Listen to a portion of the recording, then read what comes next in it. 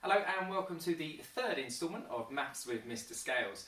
As always, there are two challenges and we're starting with the ever familiar What's the Story. Should be used to this by now. Did run through it in the very first episode, so if you are unsure, take a look back. This week's What's the Story is number 36. So again, as always, you've got addition, subtraction, multiplication and division. And for those really wanting to challenge yourself, you've got fractions, decimals and percentages. The second challenge might take you a little bit longer today to have a go at this one. We are going to be doing some algebra.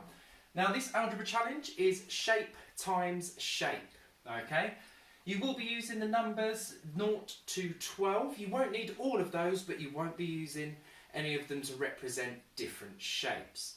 So your task is to try and work out, what does each shape represent? What number does that shape represent? So what you'll need to think about is something times that same number, because it's the same shape, times by that same number again is going to equal this number. Okay, so that's what you're going to be doing as you go and work through all of the shape times shape challenge. Just to get you started, I'm going to help you out with this very first one. So we need to think something times by itself again will equal a number that can be no more than 12. So we know it's going to be quite a small number for this purple rectangle. So we might want to think about 0. 0 times 0 times 0, that's still going to equal 0. So it would be a purple rectangle, so we know it can't be that. 1 times 1 times 1, again, would equal 1.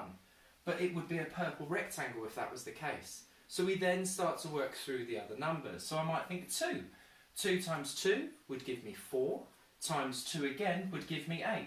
That could work. We could just try the number 3. So 3 times 3 would give me 9.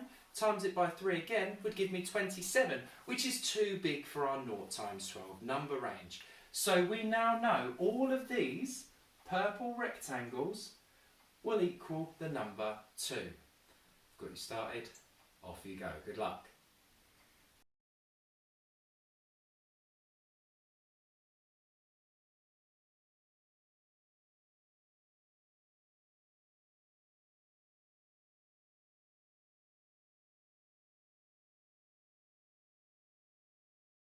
Okay, how are we getting on? As you can see, I gave you the purple rectangle, which meant that was going to represent the number 2. So as with all of this, what we're looking to do is just start with what we know. We knew that purple rectangle was a 2, so we can complete the rest of those times tables challenges. Again, if we know 2 times 2 is 4, times it by 2 again gives me 8, I then know all of these green semicircles, wherever they appear, are going to be the number 8. Start with what you know and work your way through. Keep going.